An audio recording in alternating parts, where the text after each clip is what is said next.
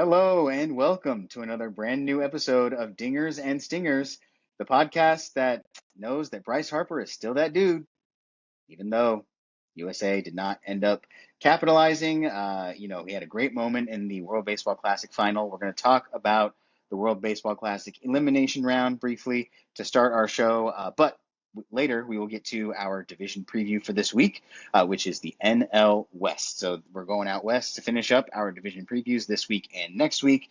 It's going to be fun to talk about that division. It's got a bunch of great players and a lot of great teams in it. So we'll talk about the NL West. If you missed our previous division previews, we've done the other sides of the league already. We've done AL and NL East and AL and NL Central already. So go back and check those episodes out. I'm Dallas, that's Drew, and that's Matt, and this is our MLB show for this week. And we're going to start with, as I mentioned, the World Baseball Classic. So on last week's show, the pool play round had ended, and we knew who was going to be in the elimination rounds at the quarterfinal stage. And we sort of made a few predictions as to who we thought might come out on top of the tournament. The bracket got blown up, or at least the one that we made. We had,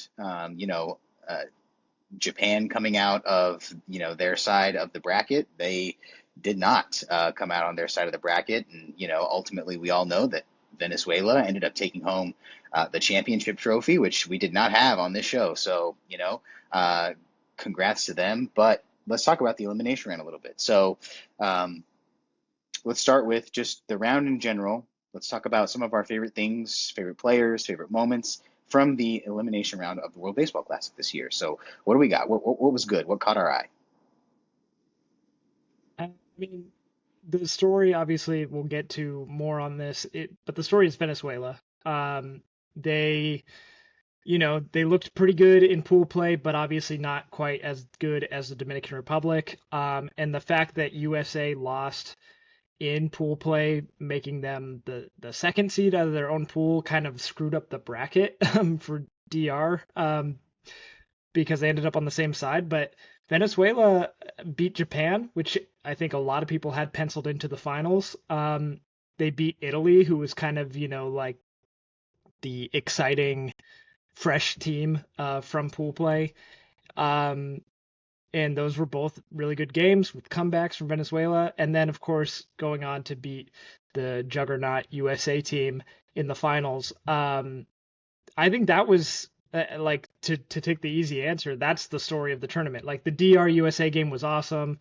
The other quarterfinals didn't really excite me that much. DR did a mercy ruled South Korea.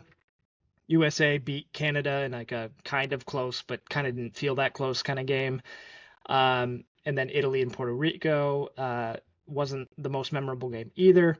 But Venezuela, every game was super exciting. And then obviously they go on to win the tournament. I think my favorite storyline from that whole thing was off the field. I don't know if you guys saw this probably, but these fans in Venezuela who were watching the game on the street on this like the jankiest, tiniest TV you've ever seen in your life. There was it went viral, them reacting to them beating Italy to go to the championship. And then within a day, someone had got them a new TV. And so they were able to watch the game. But it just all the criticism, and I'm sure there was a ton of it last week on the episode. I wasn't here to discuss all the criticism that USA gets about how they treat the World Baseball Classic, whether that's the team, whether that's the fans of Team USA. It's just so evident that these other countries, it just matters more, and it's like a more meaningful thing to them. And so I'm glad that a team that had, more meaning behind it ended up winning this thing. Because I think USA, we all know deep down, the best possible version of Team USA beats the best possible version of most countries when it comes to baseball. But these US players, they grow up in America rooting for major league teams. They don't really, have the same, pride in their, not that they're not proud of their country, but it's just not the same thing. There's so much that comes out of America that them winning the World Baseball Classic, it would be kind of a blip on the radar in terms of like national news, but in Venezuela, in Dominican Republic, in Puerto Rico, and even in Japan, like this is the thing there. This is the big story. This is the team that everyone rallies around. So I think that was really cool to see a team that represents a country like that and have all that support behind them end up winning the whole thing. I think that was really awesome. Yeah, I mean, it's definitely it's cool anytime you get to see a true underdog story. I mean, despite the talent that was on that Venezuelan team, I don't think anyone had them penciled in really as a favorite of any sorts at any part of that tournament. So to see them kind of go back to back to back and knock out like you know, Team Japan, like you said, the hot flashy team in Italy and then USA, like that's just an exciting road to the championship. Um, that clip, like I was just showing Kristen earlier today, it's like that it showed that it meant something, like that clip of what's his name, David Valencia, or I don't know the guy's first name, but Palencia, the The closer? saver, the closer. Yeah. Um, that clip where it's right before his final pitch and he's looking straight that like just dead on and he's just crying and you're like that just it means something like it just means more and Acuna comes out and is like this meant more to me than the World Series win. He was like no offense Braves but like this is everything and it's like I think that's the beauty of WBC, and it sucks that, maybe we'll get into it, I don't know, but it sucks that MLB still kind of has its claws in it and that there's people who aren't allowed to play just because of, certain contract issues and things. It's like this should be the biggest thing.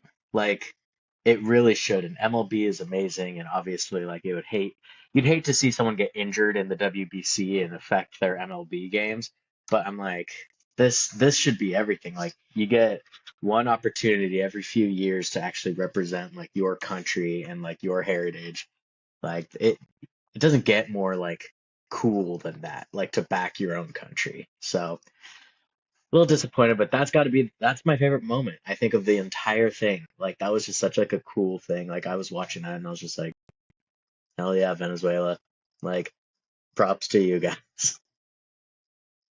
Yeah, they deserved it, man. Like, the They the actually US, cared. yeah, the US team, they didn't play their most inspiring baseball. Like, both teams through 8.5 innings scored 2 runs, that's for sure. Like, like that, no problem. Like, that's the truth. But just the way that it happened for both teams just felt different. Like the USA felt like they only scored 2 runs because of, I mean, they were, it was, 5 innings in and they only had like a hit, like it was kind of one of those things. And the Venezuela team just felt like they were going to, they were just waiting to win this thing, because of what they were able to do. So, no question, it was a little disappointing from the U.S. side, from the Dominican game to the Venezuela game. Scored 2 runs in each game, and I think that's what I wanted to bring up, before we move on from our WBC discussion, is that there was a lot of talk this year about, hey, the pitchers finally showed up, right? Like, and not only for Team USA, but for multiple teams, like, major league talent pitchers are showing up to play for these to play for these teams. And this is what happens, like when the pitchers show up, the games start to look, especially when you get down to the more competitive rounds, the games start to look like regular baseball games because pitchers who are capable of, on any given day, shutting down major league caliber lineups can do it. And so that was what made this WBC interesting for me is, we talked about the pitching finally showing up, and we got to see what happens even in the WBC when the pitching shows up. And I think that was interesting, especially USA versus DR, USA pitching staff holding Dominicans lineup to 1 run. I mean, I didn't think that would be possible for anybody.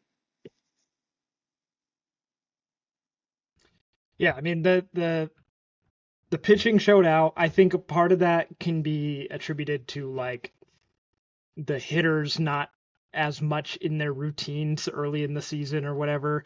But we saw Team DR putting up 10 plus runs a game until that USA game. Um, but like, yeah, USA, they arguably had the most stacked lineup in the whole tournament. I mean, DR is right there for sure, but um, they scored their runs against Great Britain. They scored their runs against Brazil.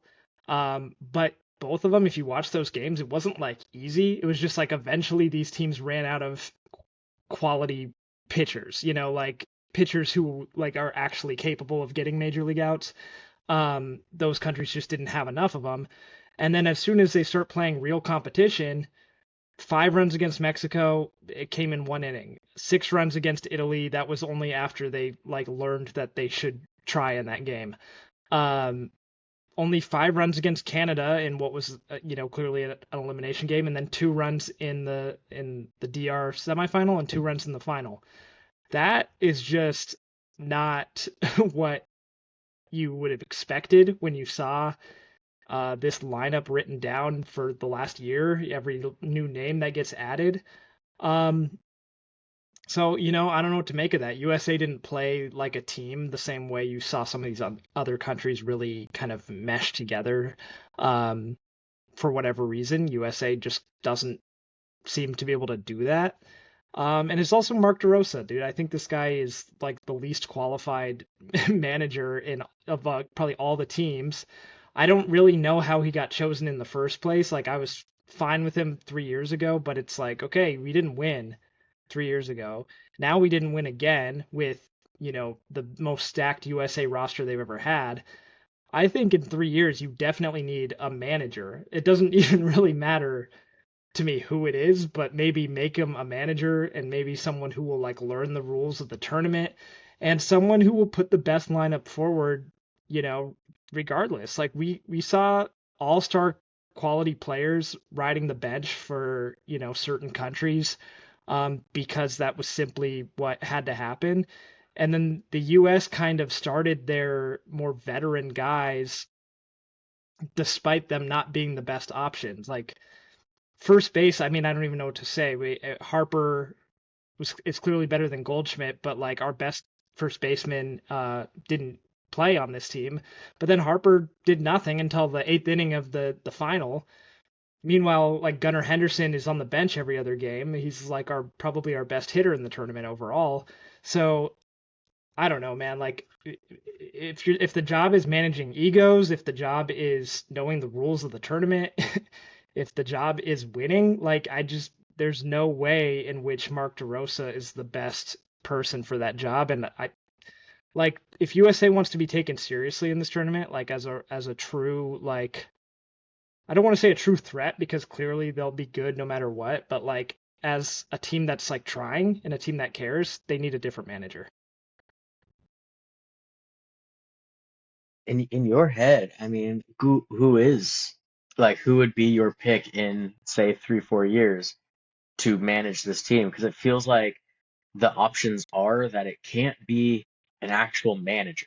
It's got to be someone else, right? Like teams don't really let Yeah, their managers go manage.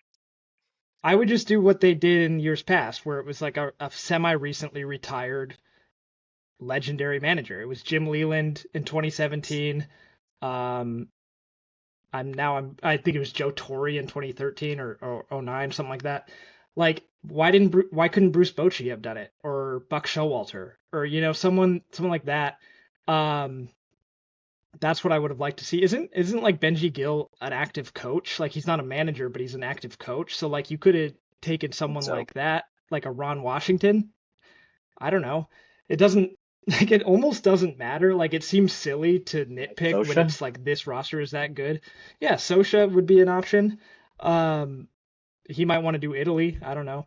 But like it just like Mark DeRosa, you would think it's like the easiest job in sports, like you can't screw it up, and right. yet here we are. Yeah, you can't screw it up We just unless saw you Dallas hit the literally thousand don't yard know how to stare. do it at all. Yeah.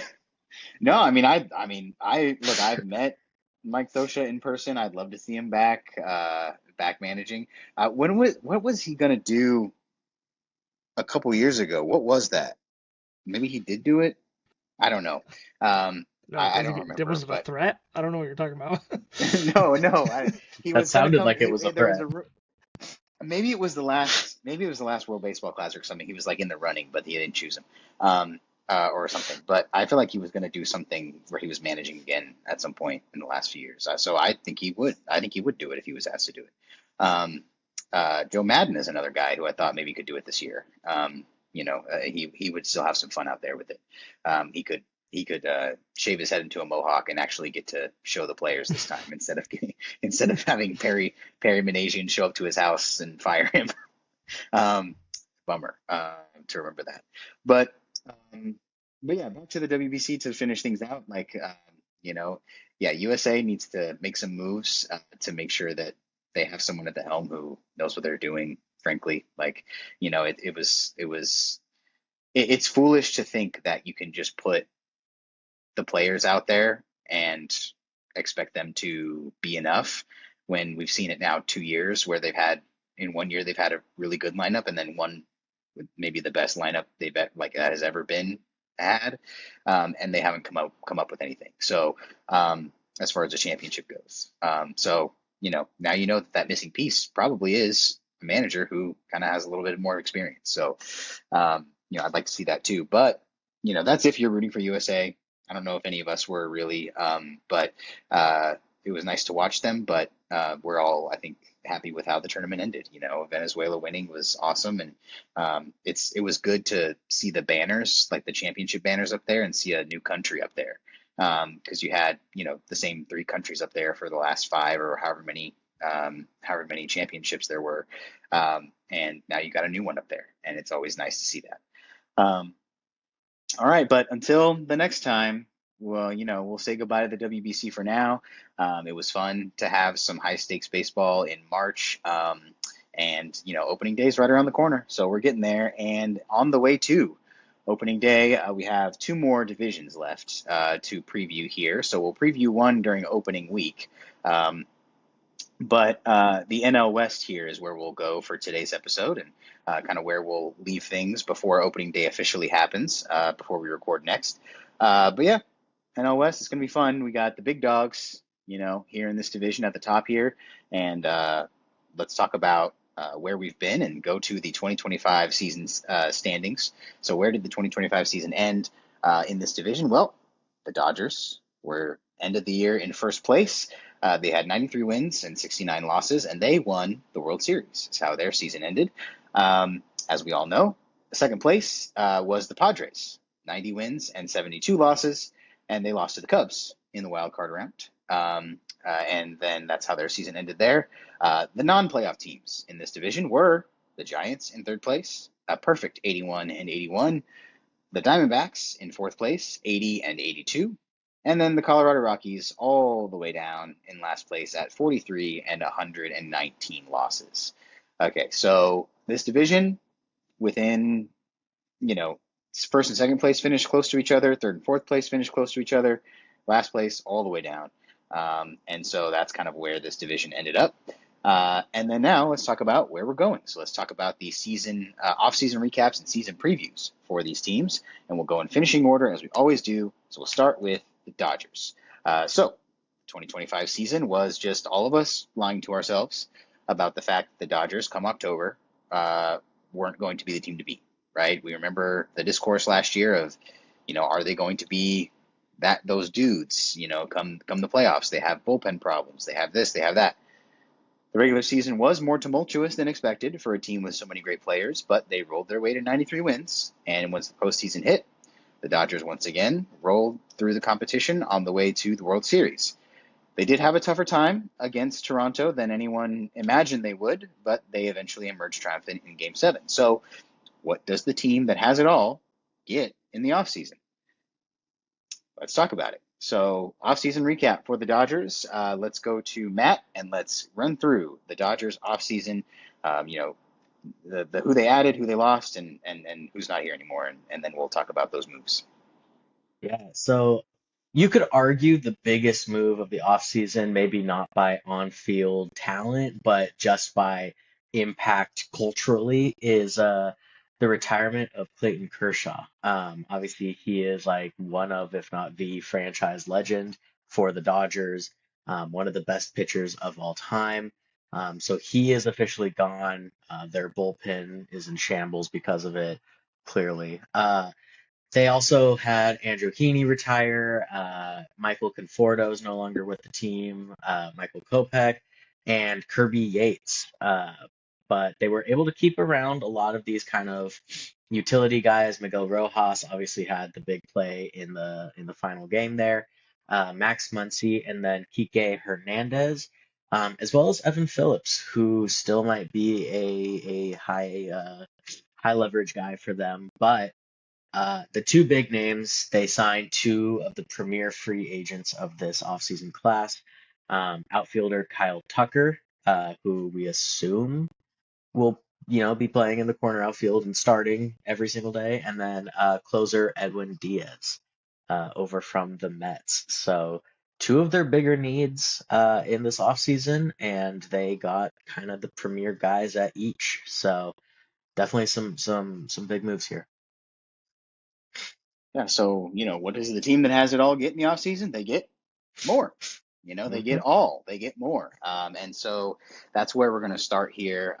So let's just talk very quickly about how did Kyle Tucker end up a Dodger? Like, is this a matter of not having the offers he wanted from other teams? Did no one step up? Or is this is probably where he wanted to be and he just wanted to join the Death Star and go win something? Well, he probably wanted to be here, but at the same time, the Dodgers offered him an insane amount of money. They gave him 4 years, 240 million. It's deferred, but like not like a Shohei deferment. So it's still close to 60 million a year AAV. Um, yeah, so I think that's I think that's the reason more than anything else. I know there were other teams involved, the Mets, the Blue Jays. I don't know, like if other teams had a more long-term offer for less AAV or what have you. But this is about as good of a contract as a player can sign because, worst case scenario, he's here for 4 years and makes $240 million. Best case, he makes 60 million over the next two, opts out, and then gets another big one from somebody else or maybe the Dodgers again. So, I mean, the Dodgers are just doing what they do right now, which is, oh, we have a need. Let's just pay the most amount of money to fill that need. Because honestly, like Edwin Diaz is more of a situation where it's like the Mets didn't want to match that or try to like beat it or like it was a relatively reasonable contract. Um, but I mean, this is just what the Dodgers have done now for the last couple of years. They've won World Series back-to-back years now. They sign a lot of the best free agents or make deals, what have you.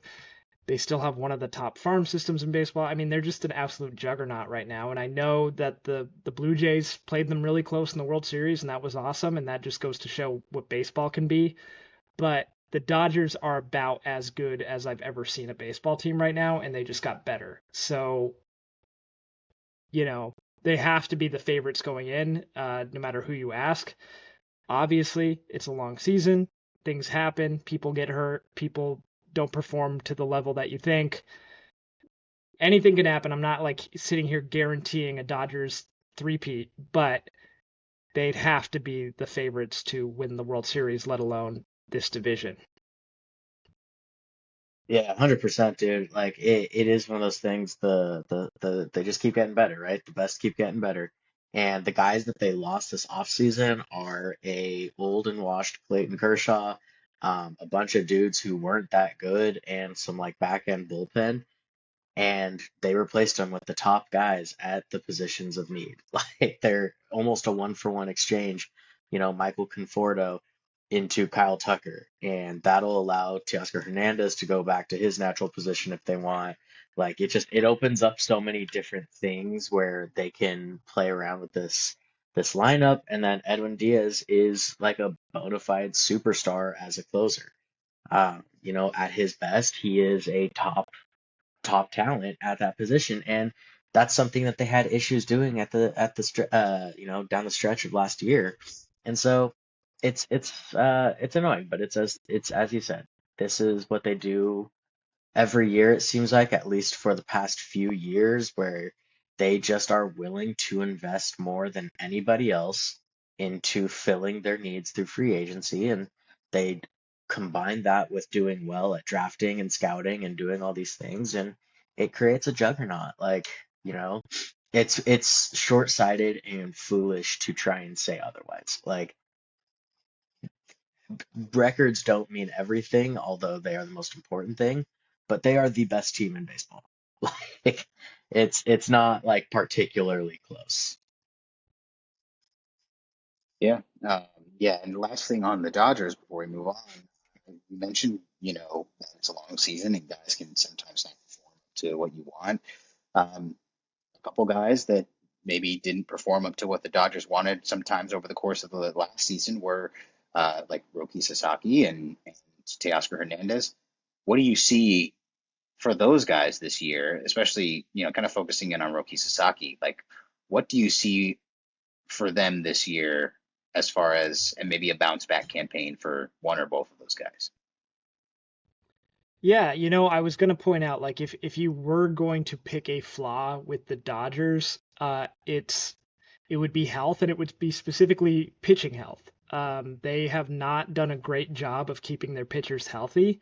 Uh, Granted, they do have one of the deepest rotations in baseball, so like they built it to last in that way. But as of now, I think they're counting on Roki Sasaki to be one of their starting pitchers. He spent time injured last year. He spent time injured in Japan. But the biggest concern is that for the most part, besides like, he looked great out of the bullpen in the playoffs last year, for the most part, he hasn't looked like a great major league player. And that's, outside of health or anything else, he's had a rough spring. Like he has not had the best looking spring. And I think, it might have been a situation, and I could be eating my words in just a couple months, but like it might be a situation where we like, crowned the next big thing too soon. Like I know he has electric stuff. He can throw gas. He throws like some nasty pitches.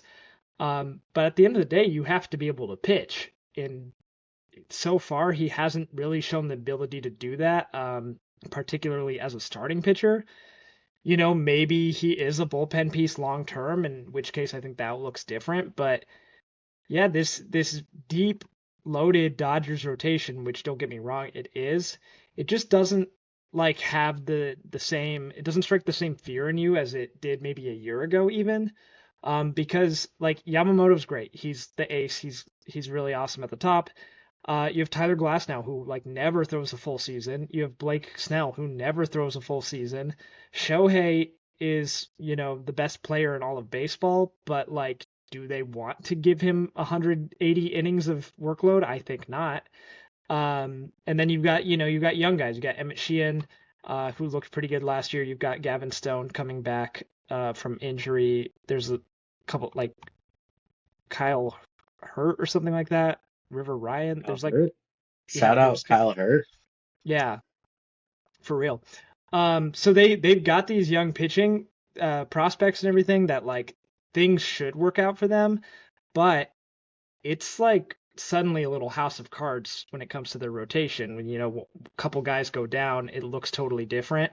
Now, like I've said already, they are built for that more than most teams would be, but if all of a sudden this rotation doesn't have Glass now, it doesn't have Snell, it doesn't have, take your pick of the Japanese starters, it looks a lot different. It looks a lot less threatening as a rotation.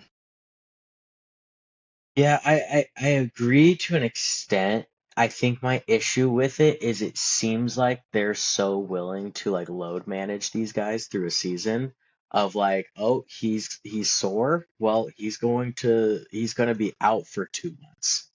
Like they don't seem to have an issue putting these guys on ice and kind of waiting until that end of season stretch in the postseason because that's what happened last year, was it not? We saw injuries to Glasnow, we saw the injury to Sasaki, we saw injuries to Snell, and Shohei really wasn't pitching, and then all of a sudden it's playoffs and they have 3 or 4 starters who can each go 6, 7 dominant innings deep, and it's just like I definitely agree. Like there is cracks in the glass, right? Like there is cracks in the foundation of that rotation. But so long as they have the depth and the star power to kind of ride out and not have to pitch those guys to a full season's worth of innings, they're going to be the best pitching staff in playoffs as far as starters go. Like it would take like a pretty devastating injury, I think, for them to not have those guys ready for playoffs. That's the thing that I think kind of worries me with them. But that could also be just, be me being negative. Yeah, I mean, don't get me wrong. I would count on seeing their best of the best when it comes to playoffs. Like you said, unless something catastrophic like a Tommy John happens, which, Mm. you know, that happens. But Yeah. yeah, they'll be fine. Yeah. Yeah, well, if the Dodgers had anywhere they could meaningfully add wins, it was in the back part of their bullpen, and they went after the offseason's biggest target, that position, and on the way, they also happened to land the offseason's top free agent regardless of position. And so that further bolsters their lineup. So it may be time to say, here we go again, and let's see. We're going to run the Dodgers as the big, the big bad back, and we're going to see if anyone can dethrone them this time. The team that wants to do it the most, and the team that is best poised potentially to do it in the division, at least, is the San Diego Padres, who we'll talk about now. So if the Dodgers are at the top of the mountain, the Padres are the team that always gets really close only to be swiftly pushed down the mountain at the very last second. A real threat in the division in 2025. The Padres tried their hardest but did come short of a division title. The top heavy lineup could certainly use consistency at the bottom of the order, so let's see what moves the Padres made to finally get themselves to that top of the mountain position. Drew, take us through the Padres offseason moves. Yeah, so kind of an interesting offseason for the Padres, kind of similar to last offseason where there's some questions with ownership. We don't really know exactly how much money they have to spend, things like that. So they didn't necessarily go huge here, but they made some meaningful moves here. So the biggest is probably a guy they kept around. Starting pitcher Michael King is back. He figures to slot in towards the top of that rotation. They also added Miguel Andujar, who was really great against left-handed pitching last year, so he'll be a nice, whether they use him as a platoon or DH him or what have you. I think he's a nice pickup for them. And then they took a lot of flyers, and I don't necessarily disrespect this move because I think it can work, but you got to kind of have level expectations for this. They're not all going to hit. Some of these flyers include Nick Castellanos from the Phillies, a lot of starting pitching like Griffin Canning, Herman Marquez, Walker Buehler, Tristan McKenzie. So they're reaching in the grab bag, hoping to get, at least one big fish out of that little pond. The biggest losses did come, I think, on the pitching side of things, especially starting pitcher Dylan Cease. He is now in Toronto. He had an up and down tenure with the Padres, but overall, you always thought that there was more there with him. And then they lost a big bullpen arm for them in Robert Suarez. He's now with Atlanta. They also lost Luis Arraez, who they've had the last couple of years. Ryan O'Hearn, who was a deadline acquisition, and Nestor Cortez, who was also a deadline acquisition last year. All right, well, there we go. So, the big question here that I want to talk about for the Padres is, we talked about how their lineup could use some consistency in, toward the bottom of the order. So maybe start with Matt here from the perspective of a Padres fan. Does that ring true to you? And if it does, do you think that the offseason moves show you that they understand that and they try to do something about it? Yeah, I think it does. And like Drew said, I mean, there are just question marks at the ownership position right now. We know that there is a pretty public facing sale of the team going on right now, and there are bids and candidates putting together bids to buy the team. So they weren't going to be in the sweepstakes for some of the top free agents like they sometimes have been. Um, but that doesn't mean that they aren't going to still try and fill their needs. I think that the Padres understand something that a lot of fans, I think, understand as well, but seem to forget, and it's that we have a very, very talented core group of players who seem to just have issues with consistency. Um, the Padres could be one of the top teams having made no additional moves. Because when your core group of players is Fernando Tatis, Manny Machado, Jackson Merrill, Xander Bogaerts, like Mason Miller, like you have a really, really strong group and like core of players here that are going to make you a competitive team. And when they're at their best, we look like one of the best teams in baseball. It just always feels like the last few years, at least, it feels like, one or two guys will get hot for a couple months and then they'll cool off as another guy gets hot for a month. And then it never feels like we're just hitting on all cylinders. So I think that's a big part of what they're banking on this year is just some of these guys to step up and just have these great seasons. And obviously there's stretches where, you'll go hitless for, 2 weeks, 3 weeks, whatever it is, and it's like it feels bad. But I think they're just looking for some leadership and consistency out of the guys that they've committed to with these long-term contracts. I mean, I feel like that's the number one critique everybody that isn't a Padres fan has of the Padres situation is, oh, you guys are screwed. You're tied up with these nasty, terrible contracts. They're not terrible if they play well. They're not bad contracts if they just play well. Like, I will gladly give any amount of money if Manny Machado hits the way he can, if Fernando Tatis hits the way he can, if Xander can look like the type of player he has at certain stretches. Like, all of these guys have that superstar potential in them, even Manny and Xander, who are getting on the older side here. They have that superstar potential in them. It's just a matter of like tapping into that consistently. And also, I think being the leaders of this clubhouse and making the other guys play up to their standard. Like, yeah, I don't know. So, as far as the other stuff, like the back end of the roster goes, I think we filled in admirably. Like Gavin Sheets has a really good, he's really good against right-hand pitching. He was pretty solid against left-hand pitching last year, but that felt like it might have been a bit of an outlier to who he is at his core.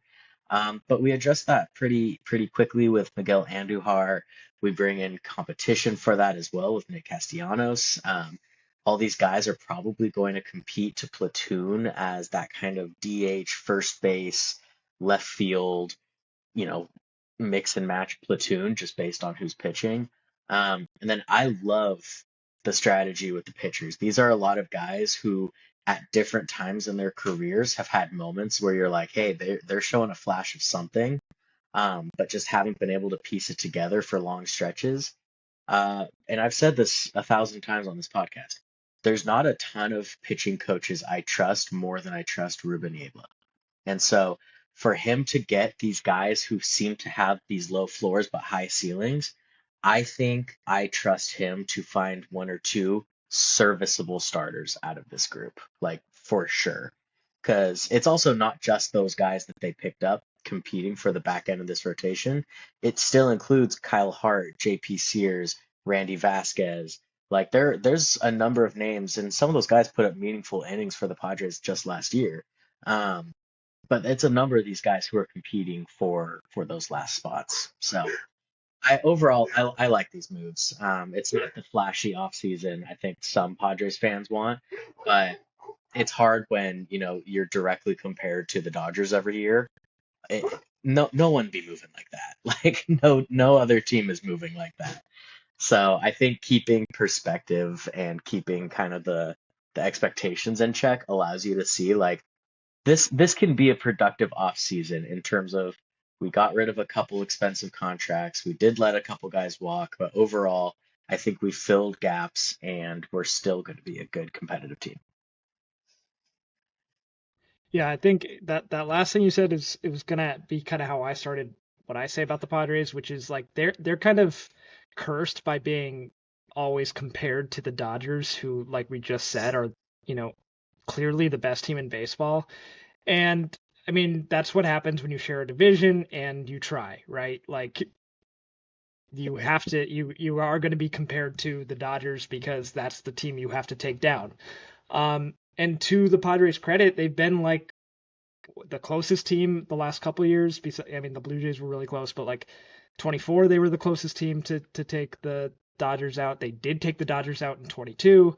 Like the Padres have held their own in this rivalry. They just haven't gotten over the mountaintop, you know. But um, yeah, I don't like in a vacuum. I don't mind this offseason for the Padres. I think you know like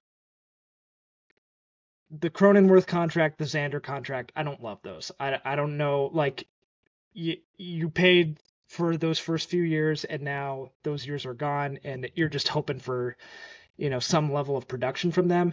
And look, I love Xander Bogaerts. He's one of my all-time favorite players. I think there's more left in that tank, but that's what concerns me about the Padres right now is that this core suddenly is not the young, exciting core that it looked like a couple years ago.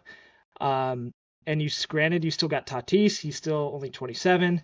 Jackson Merrill is going to turn 23 this year. Like those are definitely the guys. That's the future of the San Diego Padres.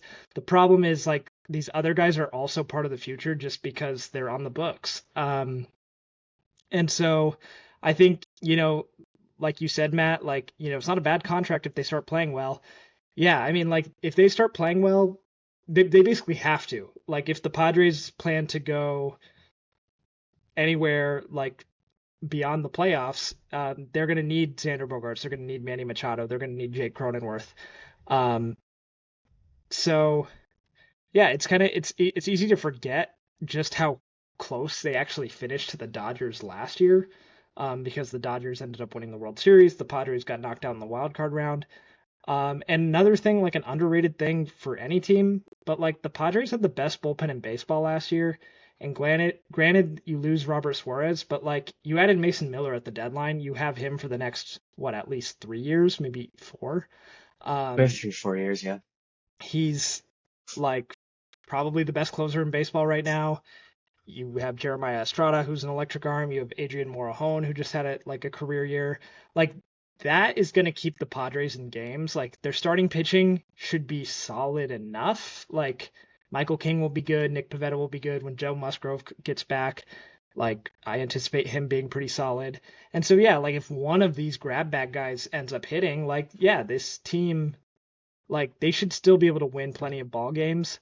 I worry about durability. I worry about streakiness, but like this is still a lineup and a roster that like should be a playoff team. Yeah. And again, it's that back end of the rotation is going to be interesting, but like I said, people like it. This is, I'm not going to say these are stats that you're like, oh my God, I wish every team is wishing they had this guy. But like we had random dudes who were basically nobodies coming up from AAA, like Randy Vasquez, who ended up doing like 130 innings and like a 3.5 ERA. Like that is serviceable work at the MLB level. Like you're going to take that from back end rotation. And so when I'm talking about getting guys for the back end rotation, I'm not hoping Walker Buehler turns into a 2.2 ERA ace. Like, if we can get 100 plus innings and a below 4 ERA out of like one or two of these guys, that's going to put us in a good position come playoffs where we can shrink that rotation and really play to our bullpen and our strengths. So it's it is what it is. We will forever be compared to the Dodgers, but it's just a task we have to be willing to take on. Otherwise, you're just conceding every year. Yeah, totally. If you lean into that and surrender to that, that's gonna get you nowhere. So, um, no question, some big names did depart over the offseason, Mm. but some big names still remain in the brown and gold for 2026. The biggest question for the Padres is going to be which starting pitchers will step up, eat innings so that the bullpen can sustain over the course of a long season. The ownership situation complicates the view of the offseason, but if the Padres stars perform how they should, they will be competitive in this division once again. So now we move to the next sort of tier, or whatever you want to call it, of this division. And that starts with last year's third place finisher, the San Francisco Giants. So, they've been clamoring to escape the cycle of mediocrity. And in 2025, with franchise legend Buster Posey on board, there was hope that the right moves would be made that would break that cycle. And all they did was make the biggest in-season trade of the year. And it went down when Rafael Devers was traded to the Giants, but apparently, it was all for naught. They finished exactly 500 and were never really a threat down the stretch of the season. So this team has resources and trusted leadership, which may be an indicator for a big offseason. So let's take a look at some of the moves they made here. Yeah, Matt, give us so the rundown here. Yeah. yeah. So they went ahead and cleared house a little bit with the managerial staff. They bring in Tony Vitello, former manager, I believe, of Tennessee, the Mhm. Volunteers, the college. So they bring in a young new manager, clearly looking for a new direction here. They bring in Harrison Bader, uh, division rival Luis Ariz, Adrian Hauser, and Tyler Mahle. And then they didn't really retain a ton of guys from last year. I don't know that they had many big names that they needed to. Guys who did leave in the offseason, Justin Verlander and Wilmer Flores, obviously recognizable, but not who they once were. So letting those guys walk isn't the same impact that I think the name brings. Yeah. So, keeping it simple with the Giants and in the interest of time as well, let's just talk about with the Giants, what of these moves, whether it's a loss or a gain, do you think makes the most impact for the Giants this year, positive or negative? And let's go to Drew first. I think it's going to be Tony Vitello as the new manager. Maybe that's a cop out answer. Um, I mean, like Luis Ariz is somewhat interesting as like the last true batting average first guy. I just think the Giants have been the definition of mid for the last several years now. Literally exactly 500 this last year. Um, and clearly they're going in a new direction. I think getting a college coach who didn't have experience in the minors or the majors, like is an interesting move. I think like the first person my brain goes to is Rafael Devers, who couldn't get it together with Alex Cora last year, who's like known to be like a player's manager. And I feel like the way college is different than professional sports. Like that's like I don't know if Tony Vitello is Mr. Relationship or if he's more, like we all got to come together and be I don't know. It remains to be seen. But clearly that's the vibe shift here because they didn't really add anyone of note, and that's kind of a big complaint I have. I think the Giants are a team with money. I would have liked to see um I think particularly they would have been a good fit for like one of these top starting pitchers on the free agent market, like Framber Valdez or Dylan Cease or Ranger Suarez. Like I think one of those guys would have been a great fit to slot in behind Logan Webb, who Logan Webb's awesome. And then the rest of the rotation, it's like, yeah, I can see it. Like, but it's not like anyone you can definitely count on. So I would have loved more stability there. And I just think the lineup too, you could say the same thing. Like Devers is really good. I don't think he's going to put up the same power numbers that we're used to because it's harder to hit in San Francisco than it is in Boston. Like Adames and Chapman are solid, but neither one can carry an offense. Like I would have really liked one more bat here. Like they would have been a good fit for Kyle Tucker. Not that they would have necessarily matched that Dodgers offer, but I just think the Giants for the last few years, it's been like that's not enough. Like that's kind of the thought process I've had with them. It's like I kind of want them to succeed. I mean, it's like there's Giants fans in my family and stuff, but like beyond that, like I think the division would be more interesting if it got more competitive from top to bottom, and it just the Giants just never do enough. They do enough to like beat all the bad teams and not enough to beat any of the good teams. It's kind of how the Giants are right now, and I think it's kind of going to remain that way. Yeah. I mean, I'll take a shot here with my guy Luis Ariz. I'm one of the few Padres fans who I think, despite my joking and kind of messing around with his play style, I actually did like the guy. I liked the player. And I wish there was a way he could have made his way back onto the Padres and found a fit. But I think sometimes when you have guys who have built their game, and so many guys do now, but like they build their game around slugging and like extra base hits. It's nice to have a guy on base already when you do those things. Um, I think that the Padres got a little too weird with Luis Ariz trying to not have him lead off. I think that's where his skill set is best used, is either at the top or the very bottom of a lineup. But to be a guy who's on base already for your best players. And I think in a park like that in San Francisco where power doesn't really play, a guy like Luis Ariz could really thrive. I mean, he's not going to have to hit the ball hard. He just needs to find those singles. He needs to find those nice sharp, like gaps into the outfield. They've got a deep center field. If he can find a gap, like he could turn those into extra base hits. And so I do think that there's a world where he has a good season here, and I don't know if they're planning on playing him at second or if they're planning on DHing him. Um, I'm not sure if that's been announced or not yet, but I think he would do well DHing. But also, I do wonder like what his defensive numbers would look like compared to someone like Rafael Devers at first base, where it's like, was Devers like super solid defensively, or is this somehow an upgrade there as well?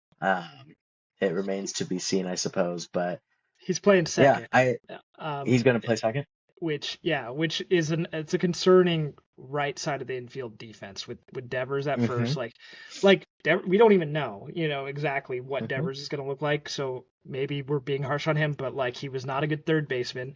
And Arise has historically not been a good defender at any position, let alone second base. So we'll see. Yeah, that'll be an interesting little half an infield. But either way, I think I can see a path forward where his offensive style plays well to what this team already has. Do I think it's enough to overtake the Padres or the Dodgers? No, I do not. But do I think that he is a net positive for them? I do. Yeah, WBC champion, Luis Ariz, taking the field for San Francisco this year. No question about it. So, considering they have to compete with the Dodgers and the Padres, the Giants are in a tough position every offseason, not only because they need to improve so much to have a roster that would be competitive, but because the other two teams never rest on their laurels either, often sniping the free agents that the Giants need and want to go after. And so the additions this offseason should make them better in 2026, but it can only be enough if one of the top dogs takes an unexpected step back. Now moving on to our fourth place finisher last year, Arizona Diamondbacks. So another team that can get feisty, can get frisky. Going into 2025, the Diamondbacks saw themselves as a spoiler candidate in this division. They made some big additions in the offseason, and they had a team with a good foundation already. Unfortunately, due to key players missing time and regression from other contributors, the Diamondbacks never reached that spoiler potential, finishing 10 games back from second place. So, what moves did they make to guard against bad injury luck and regression in 2026? So, let's talk about the offseason for the Diamondbacks. Drew, what do we got? Yeah, so whatever the opposite of a youth movement is kind of what the Diamondbacks went with this offseason. They went veteran heavy. They got a couple guys that they know. Merrill Kelly is back. Jeez, for Toby. Um, Merrill Kelly is back after they traded him at the deadline last year. They got Zach Gallen to return, so they're both back in the rotation. Speaking of the rotation, they also got Michael Soroka, who I think is going to start for them. And then the corners of the infield are different and they're older, and that would be the big trade with the Cardinals for Nolan Arenado, and then Carlos Santana, in his 40s now, I believe, manning first base for the Diamondbacks. Yep. Yep, that pretty much sums it up. The opposite of a youth movement. I like that. So, let's keep it simple again. What's the move here, or the loss or the move that impacts the most? So let's talk about Diamondbacks in that question. I think if you're talking about just one of these moves specifically that impacts them the most, it's either in my head between Nolan Arenado or Zach Gallen coming back. I mean, these are two guys who are going to play despite if you want them to or not, premier positions. Zach Gallen will be at or near the top of this rotation. He has previously been their ace, and I do still believe there's a whisper of that ability out there still. And same with Nolan Arenado. I do believe, they were previously a team employing Eugenio Suarez, who, despite his penchant for big hits and big home runs, was pretty much subpar in every other category of his playing. Whereas Nolan Arenado has regressed somewhat offensively and is back to being either league average or slightly below that, but is a really still great third baseman. He's not the Gold Glove, Platinum Glove winner he used to be, but he's still just solid. Um, so I don't know. I don't know how to pick between the two of those guys. I think I might lean Nolan just because I'm a Nolan guy. He is the player who got me into baseball. So I think for me, I'm going to go with that. Maybe he'll play better in some warm weather down in Arizona and just, have a nice little end to his career here. But yeah, that's what I'd go with. Yeah, I guess I'll go with Zach Gallen, although he's not an addition, like he is, but he was already here. But he had a down year last year, like they're hoping for a bounce back from him in a big way. I'll be honest, I'm a bit concerned about the Diamondbacks. Like I am famously out on Nolan Arenado. I prime Nolan Arenado, love him. He was awesome to watch. In all respect to what he's been able to accomplish, I just don't think he has it anymore. He it just has not been a good major league hitter for a few years now, and it's gotten just worse every year. Maybe a move to warmer weather, to like a team that's maybe more competitive helps, but in general, like I don't expect that to be a massive impact for the Diamondbacks, and like the trade return kind of indicated that they don't really expect that either. It's not like they gave up a ton for him. Um, I like the top third of the lineup with Geraldo Perdomo, who had like a career year last year. Ketel Marte is the best second baseman in baseball, and then Corbin Carroll, who's one of the best young players in baseball. I think that's a really good place to start, and I just really don't love the rest of the lineup. There's upside, but there's also a pretty low floor there. And then you go to the rotation, and I think I feel worse about the rotation. Zach Gallen is slotted in at the top. Like I said, he had a down year last year. It wasn't like he was ace Zach Gallen, and maybe he can recapture that, but maybe he doesn't. And then Corbin Burns is hurt. He's not going to pitch this year probably at all, I would imagine. He had Tommy John last June. Um, the bullpen was like the fourth worst in baseball last year, and it's not like they added anyone that really improves things down there.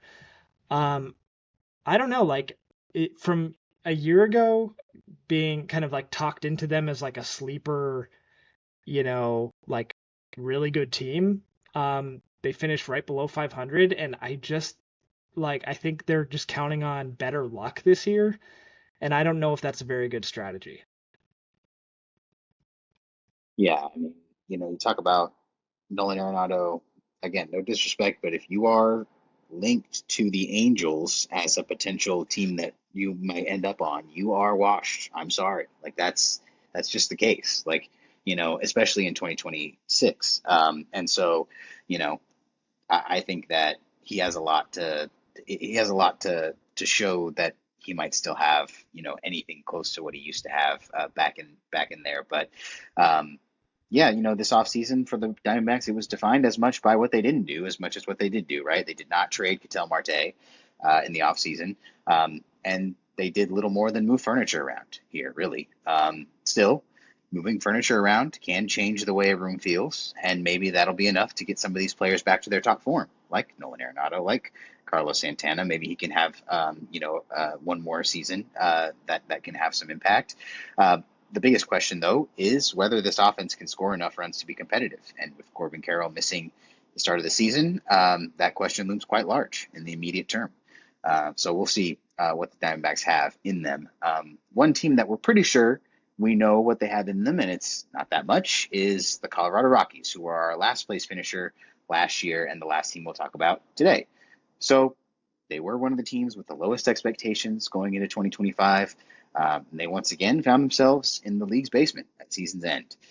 So far away from a competitive squad, the Rockies entered the offseason with a lot of work to do and not a lot of hope that they would do any of it. So offseason recap for the Rockies, though, they did make some moves, so let's find out what they were. Matt, take us through the offseason for the Rockies. Yeah. It's hard. I mean, they had such low expectations and somehow lived right down to them. Um, they basically traded away a bunch of nothing and replaced it with a bunch of nothing. Like, and that's mean to say, but they no longer have Tyro Estrada. They let Orlando Arcia walk. Obviously, Herman Marquez is now a Padre. Who they replaced him with is Willie Castro, Jose Quintana, Michael Lorenzen, Tomoyuki Sagano. It's it's a lot of guys who I don't think most teams would be like mad about having on their team, but it's like famously Rocky that their entire lineup seems to be made out of guys who would be platoon or like first off the bench on other teams. Like it's a lot of like top priority non-starters, is how I see these players, and it just feels like it's set up for another season of the Rockies being really bad. And do I think that they're like 40 something wins bad? Maybe. If someone told me that was going to happen, I don't think I'd be shocked. Um, if they did 40 something wins again. But at the end of the day, I know the argument is going to be that they're trying to see what they have in some of these younger prospects. They've got a couple guys who were deemed as being high end prospects who have started to see regular playing time now, but even like some of the other guys, like they got that outfielder, I forget his name now off the top of my head, but he was deemed as being like one of their top prospects. He had a great kind of start to his career, and since then has kind of fell into being a Rocky. And I think there's just something about consistently losing and having nothing happening around you that just starts to impact your play, and impact the level of your play. So not my favorite offseason for sure. They didn't do nothing, but it just feels like they replaced what they lost with nearly the same. And so it's like, what difference is that going to make? That's how I see Yeah, the Rockies are just a completely lost franchise right now. Their biggest move this offseason is they have a new president of baseball operations. it. So the guy from Moneyball, not Billy Bean, the other guy who has a fake name in Moneyball, he is now running the show. And I think like this is a scary thing to say about the Rockies, but I think it's got to get worse before it gets better, which is Whoa. I mean, it's already so bad, but I don't see this roster being competitive at all this year. Yeah, you like there's a couple interesting guys like Ezekiel Tovar shows some promise. He had a pretty good WBC. Hunter Goodman hit like 30 plus home runs as a catcher last year. Like that's interesting. Other than that, there's really nothing to like about this lineup. And then the rotation, I don't know so they got Michael Lorenzen, Jose Quintana, Tomoyuki Sagano, right? Okay, let's look this up. Last year, Tomoyuki Sagano on the Orioles gave up 33 home runs in 30 starts. I just don't think that's going to translate to Colorado. Michael Lorenzen, he was on the Royals last year. He gave up 25 home runs in 26 starts. Again, I don't see these being the types of arms that really help you in Colorado. Let's see. Quintana, it's not like a ton of home runs, 18 and 24 starts, but like he's a veteran, crafty type of guy that you would feel more comfortable being like the veteran in a young up and coming rotation rather than like the guy that you might be counting on to be your ace. Like I don't really know who they expect to be the ace. I think Kyle Freeland gets the opening day nod for being like just there the longest basically, but like this is just going to be such a bad rotation. Like these guys, this is career suicide to join the Rockies at this point. Like, I guess you really didn't have other options, but um, yeah, I think they're going to be really, really bad again, and I don't see it getting any better. Yeah, just another case of like, MLB players who are really passionate about playing and like, having their career continue and wanting to keep playing the game being built different than me, because if it was the Rockies or nobody, I would be like, okay, I guess nobody. Like I'm sorry. Like I couldn't get myself there. And so they're built different. They like to get out there and compete, and no question, these guys will be out there trying their best to compete. And like you mentioned, the new president of baseball operations, that might be the biggest news from the offseason this year, because it may signal some kind of change in the core philosophy of the organization, which is the only thing that can help the team out of the hole that it's in. Question for Rockies fans this year will be, unfortunately, once again, not how high can they fly, but how low can they fall? And we're in for another bad one for sure. I think we're all in agreement on that. So with that in mind, let's see how our 2026 final standings will shake out. So we're going to make some predictions here, as we always do, and we're going to predict how the division will stack up at season's end. So, Drew, let's get your top to bottom for the NL West for this year. Yeah, I think it's going to be very similar to last year. I think the Dodgers are going to win this division. It's just a matter of by how much, like how hard do they go in the regular season. Um, and I think the Padres will get second place, very likely in the playoff conversation, like in the wild card hunt for sure, is what I imagine for the Padres. And then I do have the D-backs and the Giants close again, but this time I think the Diamondbacks are going to finish third place. I believe in that, like the start of their lineup more than anyone else on either of these two teams. And I think the Giants just are going to continue to be mid, and I think they'll be fourth place. And then this is, maybe one of the easier picks in all of predictions for the season. I think the Rockies are going to get last place in the National League West. Yeah, I'll just make it quick. I have the exact same thing, minus I still have the Giants being a little bit ahead of the Diamondbacks. Um, I like the Diamondbacks, but I've also been kind of riding the hype train of some of these young stars there. Ketel Marte, Perdomo, Corbin Carroll. And yet that hasn't really gotten me anywhere since that World Series run. In fact, it's mostly just been like a lot of disappointment. Um, and I think that the Giants, I mean, they made some moves where I'm like, with a full off season and a full season ahead of them, I could see some of these guys playing well. So I'm taking it as let's run it back, same as last year. I'll go a step further. Every single one of us will have the exact same record as we did last year. Nice. But yeah, the bold prediction, and I like it. Let's get a little bold with it. But yeah, so yeah, I mean, this division, it'd be hard to predict it too many other ways, because of how good the good and how bad the bad is. And so, yeah, I can see it happening both of those ways. But there you go. So that'll do it, though, for our MLB show for this week. We talked a lot of baseball this week. It was very fun. And thanks for watching. If you enjoyed, thank you for listening. If you are an audio only individual, we appreciate that as well. Make sure you subscribe to us on YouTube. If you are listening on Spotify, hop over to YouTube and hit that subscribe button. That helps us out. Even if you'd like to keep listening in Spotify, you can just go over and hit that subscribe. It helps us out a little bit. You can like this video, share it around, and leave a comment or two. Let us know what you thought about the WBC elimination round. We'd love to hear your thoughts on who won, and Team USA, and how Team USA can maybe get over the hump in a few years.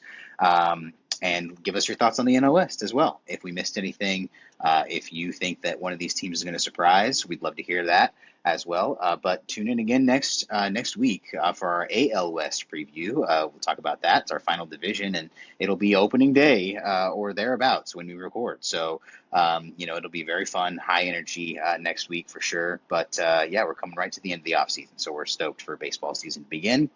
Um, And yeah, that'll be it for this week. But until the next time that we talk at you, take care, and we will talk to you then. Goodbye. Bye.